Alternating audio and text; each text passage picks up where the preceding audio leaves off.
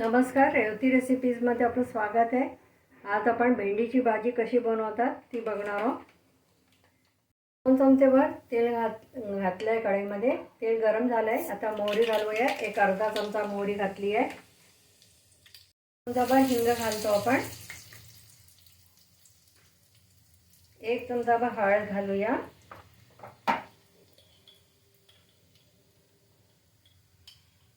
पाऊण चमचाभर तिखट घालूया। मिक्स करून घेऊया। आपण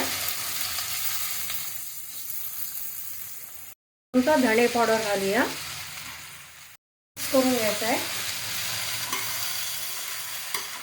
भेंडीच्या भाजीला शक्यतो असं पसरवून ठेवायचं, म्हणजे ती चिकट नाही होत। थोड्या वेळाने त्याला हलवून घ्यायचं, म्हणजे सर्व ठिकाणी भाजी शिजते। भेंडीची भाजी शिजली आहे। त्याच्यामध्ये आपण मीठ घालू। आधी मीठ घालायचं नाही, नाहीतर चिकट होते। छान मिक्स करून घेऊया।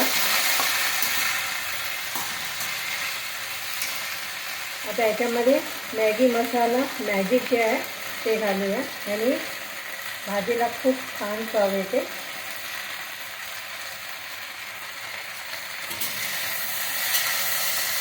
भाजी तयार झालेली आहे। आता आपण गॅस बंद करूया। मसाला टाकल्यानंतर फक्त 1-2 मिनिटच आपल्याला छान परतून घ्यायची आहे। आता हे एका भांड्यामध्ये काढून घेऊया आपण। कोथिंबीर घालूया।